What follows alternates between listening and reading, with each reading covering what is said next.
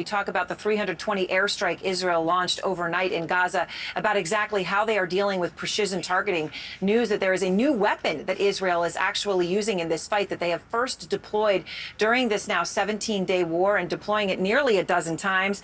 Their Magellan Commando unit in charge of using this a certain type of mortar or bomb. I want to get to Nick Robertson, Sderot, Israel.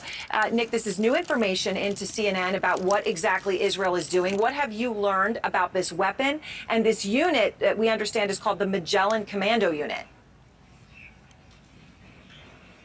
Yeah, a specialist unit using a new weapon, a specialist new weapon, Steel Sting.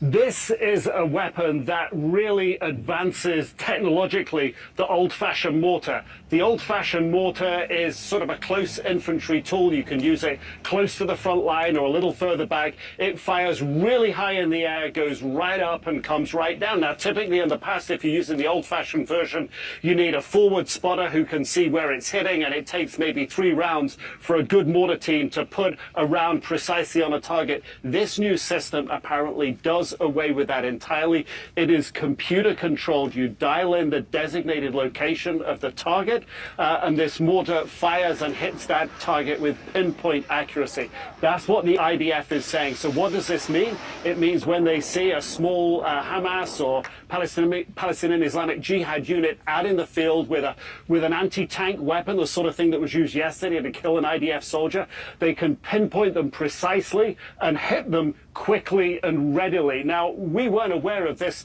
being operational in the region, and we've become used to hear the explosions, the detonations, missiles, and artillery. But this had a whole new sound, and when we first heard this weapon firing off, we ducked for cover because it literally made this huge whoosh and went right over us, and we didn't know what it was. We did hear it impact, see it impact. So this is something the IDF really hopes can help it target precisely small groups. And Nick, it's interesting that you're saying you can actually, by audio, hear that it's very different, that your actual physical reaction, your adrenaline reaction would be different. Obviously very significant because you've been standing there the whole time. And of course, in Ukraine, you hear artillery, are used to all of these sounds. Just some context here, though, Phil. 320 strikes overnight. They said 205, I think, the day before yesterday. So I'm just putting it out here to make a point. That's more than 500 strikes in any given 48 period. And they've been running around that rate, right? Even the Palestinian Health Authority is not saying that there's anywhere near that many number of deaths a day. So it just, I'm making this point to make a use of the word precision. That they are incredibly precise. And in fact, it seems like in some cases, they're actually targeted at operation command centers, not necessarily at individual Hamas operatives, right? But at structural or infrastructural points, right? Absolutely. Thank you, Aaron. We'll get back to you very, very soon. And with us now, editor and foreign affairs columnist at Bloomberg, Bobby Ghosh, and former foreign policy advisor to the Bush administration, Mitt Romney, and the co-author of a new book coming up, The Genius of Israel, Dan Senor, with us. Thank you, gentlemen, both for being here very much. I actually want to begin with what we heard from the King of Jordan, Dan, over the weekend. This is a U.S. ally, but he was emphatic, obviously choosing his words carefully and sending a message. Here he was. The relentless bombing campaign underway in Gaza, as we speak, is cruel and unconscionable on every level. It is collective punishment of a besieged and helpless people. It is a flagrant violation of international humanitarian law.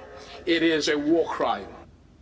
To hear that, coupled with our reporting that the U.S. is urging Israel to pause, to wait, to try to allow more time to get hostages out. And the IDF says there is no ceasefire, there is no pause. Yeah. What is your read? So I think there are two things going on. When you hear leaders in the region making those statements, I think they're very concerned about the Arab Street getting hot, particularly the King of Jordan, who's worried about real volatility in his own population in Jordan and whether or not the tensions between Israel and Gaza, Israel and Hamas, could have, cascading effects for his own security of his own power. But most of the leaders in the Arab world are quietly saying, I hope Israel wipes out Hamas once and for all. So what they're saying publicly and what they're saying privately are two different things, particularly when you look into the Persian Gulf, the Sunni Gulf. They're hoping that Hamas is wiped out. The question is the cost, right? I mean, we heard Queen Rania, his wife, who's Palestinian, really concerned as well about the treatment of the Palestinian people in all of this. I think there are legitimate concerns about the Palestinian civilians. The question is who's responsible for that? Who can ultimately control their fate? Is it Israel or is it Hamas? The U.S. administration's agenda is different. I believe the Biden administration has mild hope that they're going to get out some of the hostages, particularly the hostages with American passports. We saw 2 released last week. I think Hamas is playing a very clever game where they're starting to dribble out hostages. I think you'll see more of that over the next few days. And so the Biden administration is saying, wait, if we're going to start getting out a couple of hostages here and there every couple of days, there's a family I'm meeting with today. Hirsch Goldberg Poland is a hostage who's here. I think he's been on CNN. Yeah.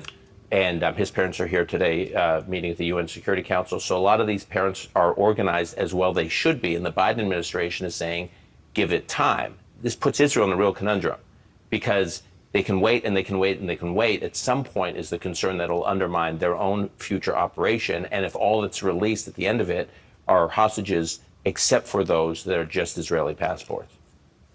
Bobby, Dan gets at the complexity here, which as I've spent a lot of time trying to get my head around it. And while I am certainly not a foreign affairs expert or foreign policy expert, I've covered a lot of this stuff for long enough to know that this is very different given how many cross-cutting variables they seem to be. You talk about the leaders in the region who might be saying something publicly, for effect saying something differently. So the U.S. wants hostages out, but is also moving in significant force posture increases for deterrence purposes, also potentially getting drawn into something bigger, while also trying to hug Israel and its leaders, who they know are eventually going to launch a ground incursion.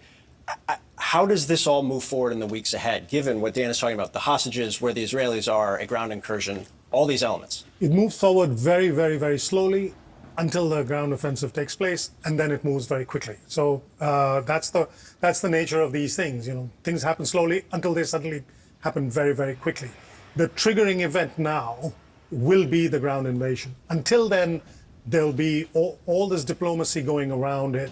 There'll be more, depending on how long this continues, the sort of, depending how much time Israel takes to launch the ground offensive.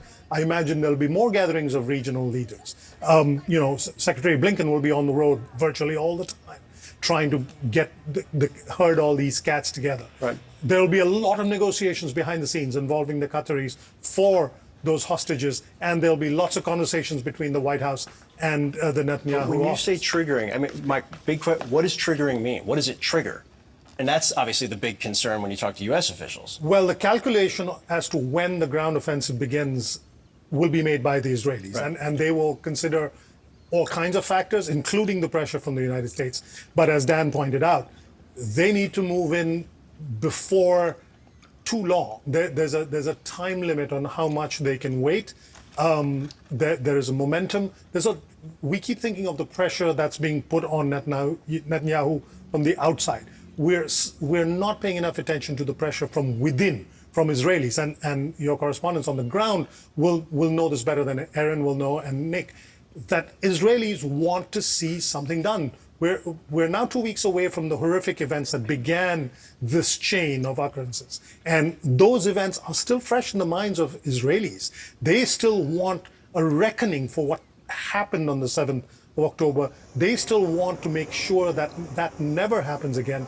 There's a lot of pressure on Netanyahu to follow through on his promises, to go in and finish Hamas once and for all. We can discuss around this table whether that's even possible, but we must not discount the strength of feeling in Israel and the impact that feeling has on Netanyahu's, on his disposition towards Gaza. And to the point earlier about what leaders say in public and what they say behind closed doors, I think it's really interesting that CNN's reporting is now the Biden administration